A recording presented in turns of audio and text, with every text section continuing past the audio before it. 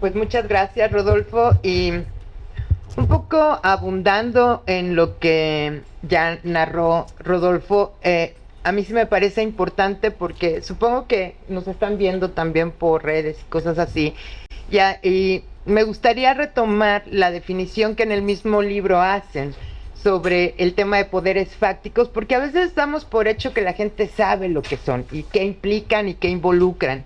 Y aunque yo los resumiría básicamente en dinero, corrupción, impunidad, omisión y violencia, sería la forma fácil de verlo.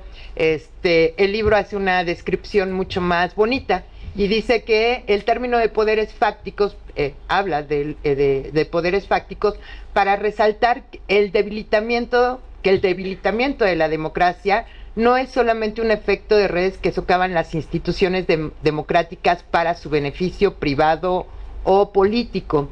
Poderes fácticos también describen el entrelazamiento entre el poder público y redes criminales que resulta en la constelación de intereses compartidos particulares.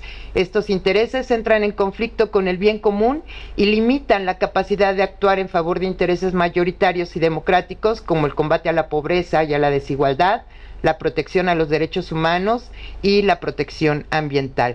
Y a mí me parece que esa es la parte que de alguna manera del lado de los ciudadanos más nos importa, porque también en el combate a estos poderes fácticos se van muchísimos recursos que podrían ser utilizados para otros fines. Y un poco lo que vemos en los estudios de caso y posteriormente en la reflexión que hacen los especialistas es precisamente eso, el desdibujamiento del poder ciudadano frente a un poder criminal, frente a estos poderes fácticos que a veces parecen avasallarnos en distintos ámbitos, incluso en los ámbitos más personales, en la colonia, la favela, la comunidad, el estado, el municipio, en fin. O sea, vemos los distintos niveles, estos estudios de caso que bajan a distintos niveles y que retratan, pues la verdad es que la vida cotidiana de prácticamente toda América Latina.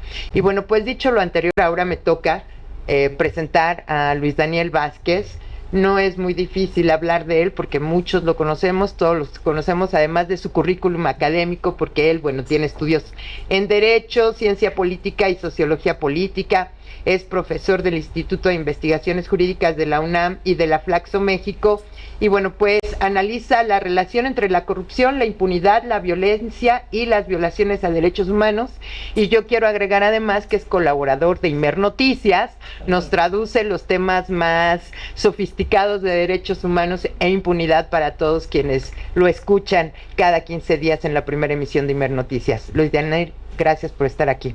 No, al contrario, ella. Gracias. Yo tengo buena voz, no sé si alcanza a oír. No sé para... Ok. Para Sí, las redes, sí. Bueno, ya lo agarré.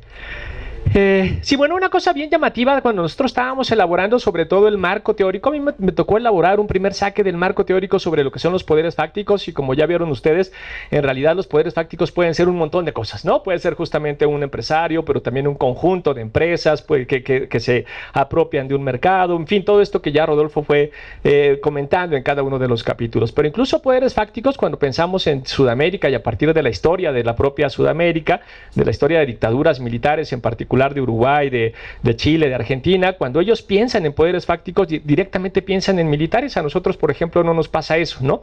A nosotros cuando pensamos en poderes fácticos, pensamos más bien en empresas y últimamente pensamos en cárteles, ¿no? Y en redes de macrocriminalidad. Pero el punto central, lo que unifica a todas estas cosas que nosotros llamamos poderes fácticos, lo que les unifica es cuando tenemos que hacer una pregunta en concreto. ¿Acá quién manda? ¿Aquí quién gobierna? Y muchas veces, lamentablemente, en estas distintas áreas de gobierno, en estas localidades en concreto, en estos municipios, la respuesta no suele ser el Estado ni suele ser el gobierno, ¿no? Cuando pensamos, por ejemplo, en medios de comunicación, en la ley, ¿no? En la ley Televisa o en los espacios justamente de regulación, resulta que los que mandan son poderes fácticos, son ciertas empresas. Cuando vamos a Jerez, cuando vamos a Iguala, cuando vamos, en fin, a varias localidades y preguntamos acá quién gobierna, la respuesta no suele ser los presidentes municipales, la respuesta suele ser justamente perfectamente que gobiernan ahí algunos narcos en concreto, algunas redes en particular. Y esto se torna especialmente importante cuando nosotros estamos hablando de democracia, porque si la expectativa era que la democracia es el gobierno del pueblo para el pueblo, pues los poderes fácticos lo que empieza a tener como consecuencia es que aleja cualquier posibilidad efectiva de que se esté gobernando el pueblo y de que se esté gobernando para el pueblo. Es decir, lo que aleja, algo que ya Elia decía con mucha claridad y que no es menor, lo que se empieza a desdibujar es la promesa de bienestar que nosotros tenemos en un gobierno democrático. Lo que empezamos a alejar es esa promesa de bienestar, ¿no? Ese es el gran problema con los poderes fácticos. Entonces, bueno, se podrán imaginar que en 2017, 2018, lo primero que me pidieron fue que hiciera el marco teórico sobre poderes fácticos, y lo siguiente, afortunadamente les gustó, entonces lo siguiente es que me pidieron que hiciera el análisis específico de México, y en el año 2017 pues no había mucho que darle vueltas, ¿no? El principal poder fáctico que había que analizar en México eran a las redes de macrocriminalidad. Entonces le decía a Rodolfo, pues hay que trabajar sobre las redes de macrocriminalidad, si quieres pensamos en alguna entidad federativa y nos metemos en alguna en concreto. Y de ahí salió, bueno, el capítulo que a mí me toca escribir en este libro, que también después es un libro que salió ya publicado hace algunos meses, es sobre las redes de macrocriminalidad en Coahuila. Entonces comencemos por qué son las redes de macrocriminalidad, por qué a mí me interesa dentro del todo el conjunto de poderes fácticos, por qué no agarraste a Salinas Pliego, ni a Televisa, ni a los bancarios, ni por qué específicamente las redes de macrocriminalidad. Entonces, bueno, las redes de macrocriminalidad se caracterizan por 4 cosas. La primera cosa es que está conformada por 3 estructuras. Toda red de macrocriminalidad tiene una estructura abiertamente criminal, y entonces ahí estamos pensando en cárteles como el de Sinaloa, el cártel Jalisco Nueva Generación, el cártel del Golfo, en fin, cualquiera de estos grandes cárteles, pero tiene también una estructura empresarial, entonces, y con empresas públicas y privadas. Entonces, de alguna manera ahí ya empezamos a meterle también la mano a la idea de las empresas, y esta es la tercera estructura que se torna relevante, tiene también una estructura política. Y es muy importante mirar que en las redes de macrocriminalidad hay una estructura política, porque en la medida que tienes políticos dentro de la red, lo que tienes también es una demanda explícita de impunidad. Parte del trabajo que tienen los políticos que están ahí, ya sean gobernadores, presidentes municipales, fiscales, jefes de policía, etcétera, etcétera, parte del trabajo que tienen es precisamente permitir que la red siga operando, ¿no? Y en consecuencia, pues que opere precisamente en impunidad. Entonces, la primera característica de una red de macrocriminalidad es que tiene 3 estructuras: la criminal, la política y también la empresarial. La segunda característica es que comete una multiplicidad de delitos, ¿no? Nosotros obviamente sabemos que cometen delitos relacionados con el narcotráfico, pero también cometen muchos otros delitos, específicamente de, por ejemplo, trata de personas y de distintos tipos de trata de mujeres, trata de personas migrantes a quienes secuestran, a quienes ponen esta sería la tercera, trabajo forzado, ¿no? También los ponen específicamente en trabajo forzado, piden los rescates hacia Estados Unidos, ¿no? Entonces tenemos la trata, pero también cometen múltiples actos de corrupción, también tienen sistemas de extorsión, y en la medida que tienen sistemas de extorsión, pues cometen distintos tipos de delitos en esa materia, y también ahí lo que tenemos obviamente pues son asesinatos y son desapariciones, ¿no? Que es parte de la sanción o de la dinámica de sanción que tienen. Tenemos múltiples delitos. La tercera característica es que en la medida que tenemos distintos delitos, también tenemos distintos tipos de víctimas. Y esto se torna importante porque incluso tenemos técnicas diferenciadas de violencia dependiendo de la víctima y del mensaje que quiere mandar la red de macrocriminalidad. Y ahí empezamos a tejer fino incluso en las técnicas de desaparición, ¿no? Cómo desaparecen a una persona y por qué tienen técnicas diferenciadas de desaparición o técnicas diferenciadas de asesinato, dependiendo de cuál es el mensaje que quieres enviar. Y la cuarta y última, y esta es la más importante, es que ejercen algo que nosotros llamamos gobernanza criminal. Es decir, en aquel territorio donde tienen presencia, gobiernan de facto.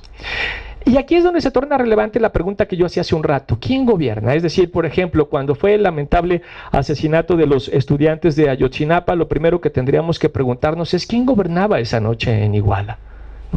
Y no me refiero a quién gobernaba en términos formales, no me refiero al nombre del presidente municipal, ni me refiero al partido al que pertenecía, sino quién de facto tomaba las decisiones y cómo se hacían efectivas esas decisiones. ¿Cuál era el sistema de sanciones que existía en Iguala, ¿no? Que implicaban obviamente que pues desaparecieran, que asesinaran gente, pero que también te balacearan tu casa, que te amenazaran, que te golpearan, ¿no? Que te amedrentaran, y que además se convierte en un sistema de sanciones creíble porque sucedía. Tú sabes, si vivías reglas en Iguala, que si rompías alguna de esas reglas informales podía ser efectivamente violentado. Entonces ahí tenemos ese gran problema, ¿no? ¿Quién gobierna? ¿Quién gobierna de facto en Iguala?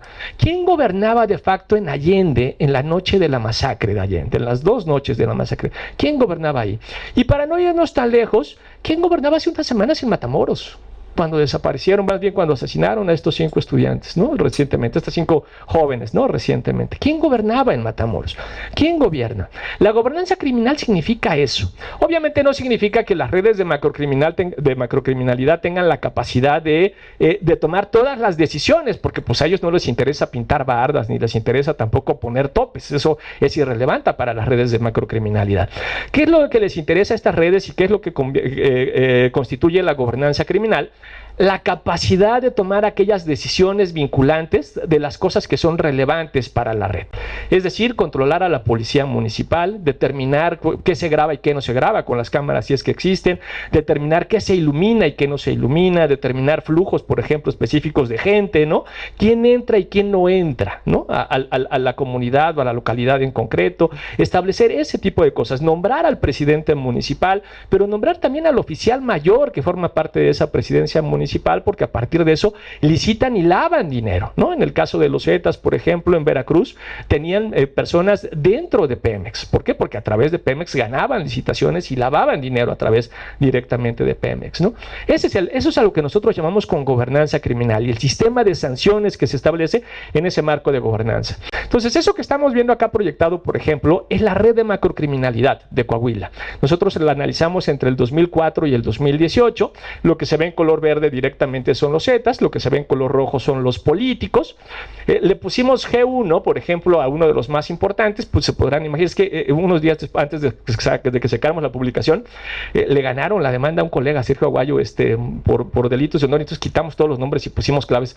Pero está fácil, ¿no? G1 es el primer gobernador de ese periodo, digo, se podrán imaginar quién es, ¿no? La Prodemia al lado, ¿no? Que son justamente los nodos rojos, y en azul se encuentran los nodos empresariales.